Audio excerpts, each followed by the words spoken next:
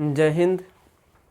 आज की क्लास में हम देखेंगे जो हमारा भारतीय संविधान का जो पार्ट 3 है यानी भाग 3, उसके बारे में आज देखेंगे हम लोग। इससे पहले वाली क्लास में हम लोग को जो 22 भाग होते हैं हमारे संविधान के, उसमें से भाग 1 और भाग 2 हम आप लोगों को पहले बता दिए हैं। आज हम देखेंगे भाग 3। भाग 3 का क्या नाम है आपका? मूल अधिकार। भाग 3 आपका मूल अधिकार है। भाग 3 में अनुच्छेद 12 से लेकर 35 तक का जो किया गया है, जितने पॉइंट है 12 से लेकर 35 तक। ठीक है, तो मूल अधिकार क्या होता है? ठीक है, मूल अधिकार जिसको अंग्रेजी में कहते हैं फंडामेंटल राइट। अंग्रेजी हम कहते हैं फंडामेंटल राइट। जब हमारा मूल अधिकार होता है, क्या होता है? नैसर्गिक होता है। मूल अधिकार, जो हमारा मूल अधिकार है नैसर्गिक होता है। जो हमें नैसर्गिक मतलब जो हमें जन्म लेते ही मिल जाता है, उसे नैसर्गिक कहते हैं। जो हमारा मूल अधिकार है नैसर्गिक है, जो हमको जन्म लेते ही मिल जाता है, जिसकी चर्चा 12 से लेकर 35 अनुच्छेद तक है। ठीक है, जो हमारा मूल अधिकार है वो यूएसए के संविधान से लाया गया, यानी कि अमेरिका से लाया गया है। जो इसका स्रोत जो है ये है यूएसए। ठीक है, ये अमेरिका से लाया गया हमारा मूल अधिकार। ठीक है, इसको हम जो भाग 3 है हमारा मूल अधिकार, इसको हम जो मूल अधिकार को हम फ्रेंच भाषा में मैग्ना कार्टा कहते हैं। फ्रेंच भाषा में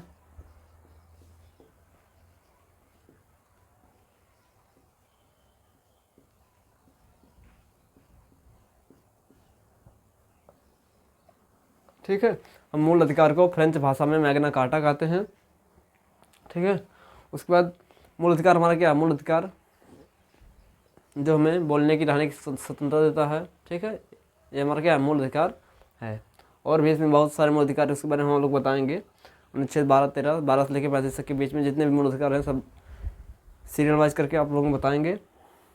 तो मूल अधिकार, हमारा जो मूल अधिकार है वो कोई छीन नहीं सकता, यानी कि कोई छीन नहीं सकता। यानी कि जैसे हम कहीं भी रह सकते हैं, यानी कहीं भी रह सकते हैं, अपने देश में कहीं भी रह सकते हैं। जैसे मान लीजिए जो हमारा मूल अधिकार है ये इसकी रक्षा करता है। हमारा मूल अधिकार हमसे कोई छीन भी नहीं सकता, इसकी रक्षा करता है हाई कोर्ट और सुप्रीम कोर्ट। इसकी हम क्या करता है? हमारे मूल अधिकार की रक्षा करता है सुप्रीम कोर्ट और हाई कोर्ट। ठीक है, अगर हमारे यहाँ कोई कुछ होता है, ठीक है, तो हम पहले डिस्ट्रिक्ट कोर्ट जाते हैं, उसके बाद उससे नहीं होता उसके बाद हाई कोर्ट जाते हैं, फिर सुप्रीम कोर्ट। लेकिन हमारे मूल अधिकार के लिए हमारा जो संविधान कहता है कि अगर आपके मूल अधिकार को कोई छीनता है, ठीक है, तो आप डायरेक्ट हाई कोर्ट या फिर सुप्रीम कोर्ट जा सकते हैं। ठीक है, उसके बाद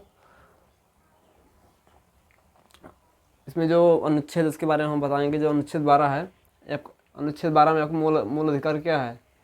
अनुच्छेद 12 में आपके मूल अधिकार की परिभाषा दी गई है, जिसमें अनुच्छेद 12 में कहता है कि कोई भी स्टेट हो जो आपके मूल अधिकारों की रक्षा करेगा या फिर उसको देगा। ठीक है, स्टेट मतलब आप लोग सोचते होंगे कि मतलब स्टेट क्या है? यानी कि राज्य।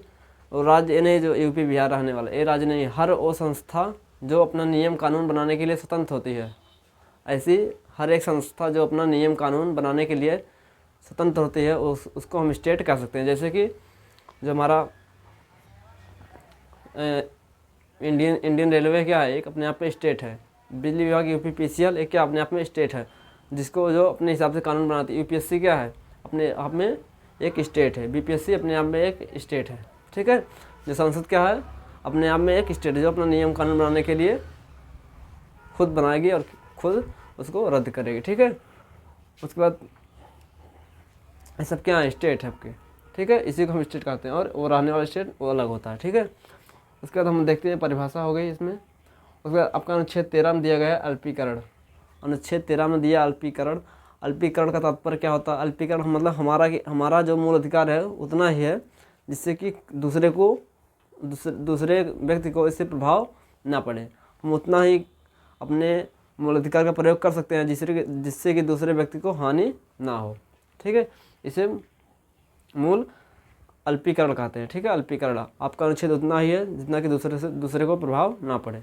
ठीक है, उसके बाद अगर संसद को अगर कोई कुछ लगता है कि इसमें से कोई मूल अधिकार है जो किसी व्यक्तियों के मतलब सभी व्यक्तियों के मूल अधिकारों को हनन करता है, तो संसद उसको क्या करती है, प्रतिबंधित कर सकती है, यानी कि ख़त्म कर सकती है। लेकिन जो हमारा मूल अधिकार है वो कुछ समय के लिए निलंबित किया जा सकता है, कोई छीन नहीं सकता, लेकिन कुछ समय के लिए निलंबित किया जा सकता है, क्योंकि वो निलंबित कौन करेगा, राष्ट्रपति कुछ समय के लिए निलंबित कर सकते हैं। जैसे आपातकाल में राष्ट्रपति आपके अपने मूल अधिकारों को निलंबित कर सकते हैं। ठीक है, आपके मूल अधिकारों को राष्ट्रपति कुछ समय के लिए निलंबित कर सकते हैं, और लेकिन प्रतिबंधित पूरी तरह से ख़त्म कौन करेगा, संसद पूरी तरह से आपको ख़त्म कर सकती है। ठीक है, तो प्रतिबंधित करने का अधिकार किसको, आपको संसद को है, और जो आपका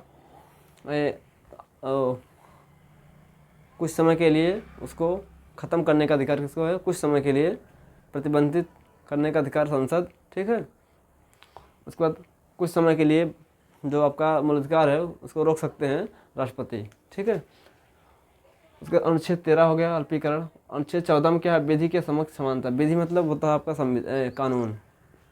इससे आप कोई किसी धर्म का है, कोई किसी धर्म का है, अगर वो किसी का मर्डर कर दिया तो उसको उतनी ही सज़ा मिलेगी जितना कि दूसरे धर्म वाले व्यक्ति को मिलेगी। यानी कि जो हमारा जो कानून है वो सभी जाति धर्म के लिए क्या समान है।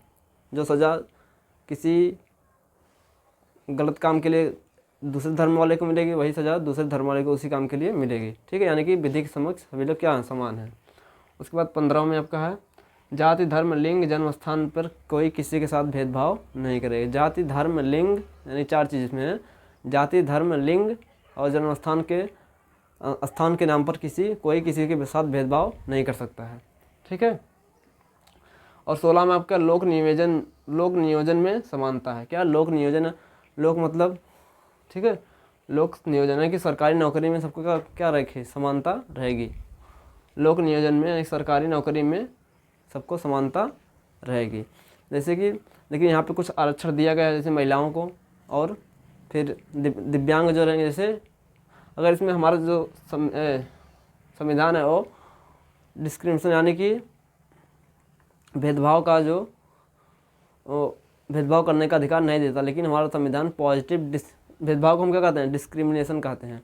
इसको हमारा संविधान जो है वो पॉजिटिव डिस्क्रिमिनेशन करने का अधिकार देता है। यानी कि अगर कोई हम रेलवे प्लेटफॉर्म में रेलवे टिकट लेने खड़े हैं, लंबी लाइन लगी है, अगर कोई दिव्यांग व्यक्ति आता है, अगर उसको हम लाइन में ना खड़े करके उसको आगे कर देते हैं, ये भी भेदभाव है, लेकिन ये क्या है, वो पॉजिटिव है। क्या है, पॉजिटिव डिस्क्रिमिनेशन है। इसलिए हमारा संविधान पॉजिटिव डिस्क्रिमिनेशन करने का अधिकार हमको देता है। ठीक है, तो 16 में आपका लोक नियोजन में समानता। 17 में क्या, अस्पृश्यता मतलब छुआछूत, अनटचबिलिटी। जो हम किसी जाति या धर्म के नाम पर किसी के साथ भेदभाव यानी कि छुआछूत नहीं कर सकते हैं, छुआछूत नहीं कर सकते हैं। अस्पृश्यता का अंत आपका अनुच्छेद 17 में है, जो किसी जाति या धर्म के नाम पर हम किसी के साथ भेदभाव नहीं कर सकते हैं। उसके बाद आपका अनुच्छेद 18 है, इसमें कहता है उपाधियों का अंत।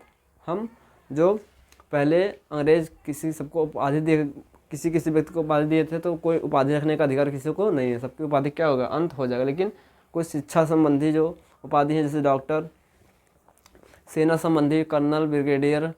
ठीक है, उसके बाद और शिक्षा से संबंधित डॉक्टर और जो भी उपाधियाँ, इसको रखने का अधिकार है। लेकिन जो पहले के द्वारा ब्रिटिश द्वारा दिए गए जो उपाधि थे उसको रखने का अधिकार नहीं है। लेकिन विदेशी उपाधि रखने का अधिकार लेने के लिए आपको राष्ट्रपति से अनुमति लेनी पड़ेगी। ठीक है, तो आपका ये अनुच्छेद 12 से लेकर 18 तक हो गया। ठीक है, अब अगर हम इसको देखेंगे तो हमारा जो अनुच्छेद 12 और 13 क्या है, ये तो परिभाषा और अल्पीकरण हो गया। ठीक है, अगर हम देखेंगे 14, 15, 16, 17, 18, अगर इसको हम देखते हैं तो क्या विधि के समक्ष समानता, जाति धर्म लिंग जन्मस्थान के साथ कोई किसी के साथ भेदभाव नहीं करेगा, सभी बराबर हैं। लोक नियोजन में समानता, यहाँ पे सभी लोग बराबर, सरकारी नौकरी में सभी लोगों को बराबर हिस्सा मिलेगा। अस्पृश्यता यानी कि किसी के साथ छुआछूत नहीं होगा, जाति धर्म के स्थान पर सभी लोग बराबर हैं। उपाधियों का अंत, कोई उपाधि नहीं रख सकता है, क्या सभी लोग बराबर हैं। यानी कि ये जो चारों अनुच्छेद है ये हमको क्या कहता है, समानता दिखाता है। क्या, समानता बराबरी दिखाता है, यानी कि इसको हम कहते हैं समानता का अधिकार।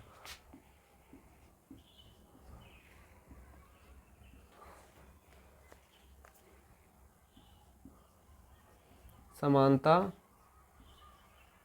का